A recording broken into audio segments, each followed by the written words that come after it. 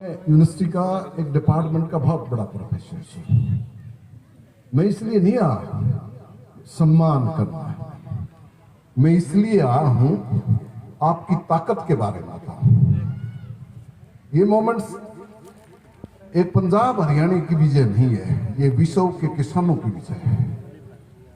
आप नहीं जानते, जब आपको पीछे हो जाओ, सारे वर्ल्ड के किसान चलो पीछे चलो, धरने पर बैठे थे। वो इतने साधन संपन्न थे, फिर भी वो रात को बाहर बैठते थे और ये एहसास करते थे कि दिल्ली में जो किसान बैठे हैं उनकी पीड़ा कैसे हम यहाँ उस पीड़ा को बाहर बैठकर एहसास करेंगे। और विश्व की प्रेस आप नहीं पढ़ते, हम देखते थे। मैं किसी न किसी दूसरी यूनिवर्सिटी के प्रोफेसर को बुला के लाता था, अपने डिपार्टमेंट में बुलाता था, उसका लेक्चर कराता था, फिर उसे टीकरी बॉर्डर लेके जाता था, संगूर बॉर्डर लेके जाता था।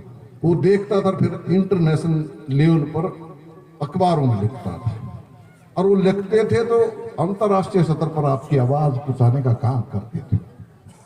इस तरह का मोमेंट, और इसकी किताब भी लिखी जाएगी। इससे बड़ा कोई मोमेंट इतिहास में हुआ नहीं और न इससे बड़ी कोई जीत आज तक भी सेकेंड वर्ल्ड वॉर के बाद किसी देश में किसानों ने नहीं जीती है। एक बहुत बड़ा विश्व का आंदोलन था और उसमें आप लोगों ने, और हम तो आज के दिन आपने तो एक ऐसा स्लोगन दिया है, किसान मजदूर इकट्ठा हुआ, उसको हरा नहीं पाया कोई। और जब तानाशाह सरकार की तरफ आपने कदम बढ़ाए तो रोकने के प्रयास किए गए। आज के दिन हम कोई फंक्शंस करते हैं तो उसमें स्लोगन लगाते हैं, किसान मजदूर की किसी की नीली है, किसी की पीली है, किसी की लाल है। किसान मजदूर के कोई कदम रोक सके इतना किस दम सरकार में है, ये स्लोगन लगाते हैं। एक नया स्लोगन आपने इतिहास को दिया है, किसी की नीली, किसी की पीली, किसी की पगड़ी लाल है, किसान मजदूर को रोक सके इतना दम की सरकार में है।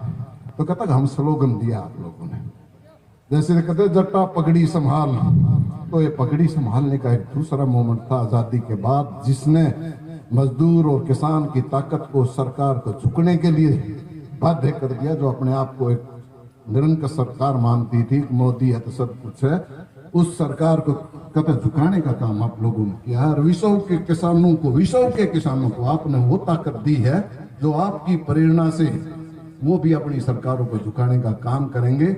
और मेरा तो कहता है भाई, मैं तो एक किसी राजनीति से मैं कोई संबंध नहीं रखता, लेकिन किसान परिवार में पैदा हुआ हूं। तो हमने तो कहा था जिस दिन आप लोगों ने कदम बढ़ाए हमने आपका साथ दिया, और ये कहा कि सम्मान की किसान के मजदूर की लड़ाई है। जब भी किसान मजदूर इकट्ठा हुआ तो कभी हारा नहीं है, आज तक इतिहास का साक्षी है। हम ये कहते थे कि भाई मजदूर किसान को हराया नहीं जा सकता, ये सरकार भागेगी और सरकार इन मजदूर किसानों की मांगों को मानेगी। और आगे भी आप लोगों ने एक ऐसी सीख डाल दी है नई पीढ़ी के लिए, आने वाली पीढ़ी इस मोमेंट से सीख लेकर के इस तरह के कभी भविष्य में किसान और मजदूर के अधिकारों पर किसी ने डाका डालने का काम किया तो ये यूनिटी आपकी जो बनी है, जो राजनीतिक लोगों ने तोड़ने का काम किया था, उसको दोबारा से आपने जोड़ने का काम किया है। तो आने वाली जनरेशन इस बात का सीख ले। अगर राजनीतिक लोग आपको बेशक भ्रमित करते रहें, लेकिन किसान मजदूर की एकता दिल्ली को हरा सकती है, जीत सकती है, और आपने जीत के दिखाया है। तो मैं सिर्फ इस बात का ही मैसेज देने आया था भाई, आपकी जो एकता वो देश के लिए एक ताकत के तौर पर है, एक जो आने वाली पीढ़ी है उसके लिए एक प्रेरणा स्रोत है। हम 70 साल में अपनी यूनिटी भूल गए थे, कमजोर हो गए थे, हमने उस ताकत को इस मोमेंट्स के माध्यम से प्राप्त कर लिया है।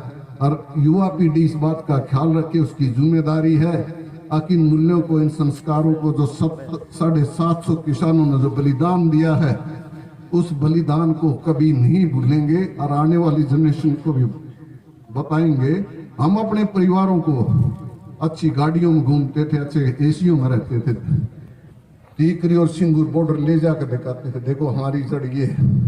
इन जड़ों को नहीं भूलना। आप कितने ही बड़े अधिकारी बन जाएं, कितने बड़े अफसर बन जाएं, आपकी जड़ें जमीन पर हैं, दिमाग आकाश पर है, ये आपको कोई हरा नहीं सकता। और इस मजदूर और किसान की एकता को आप बनाए रखेंगे, बस मेरी यही शुभकामना है। इसी मैसेज के साथ मैं आप सबको नमन करता हूं कि आपने एक नई दिशा विश्व को दी है, न कि हरियाणा पंजाब को, विश्व के किसानों को दी है। आगे आप जानेंगे, पढ़े लिखे जो लोग हैं वो जानेंगे, अब इस आंदोलन से प्रेरणा लेकर के सारे विश्व के किसानों के मान और सम्मान को आपने जो बढ़ाने का काम किया है, उसको बीबीसी भी लिखती है। बीबीसी देखना। धन्यवाद साहब।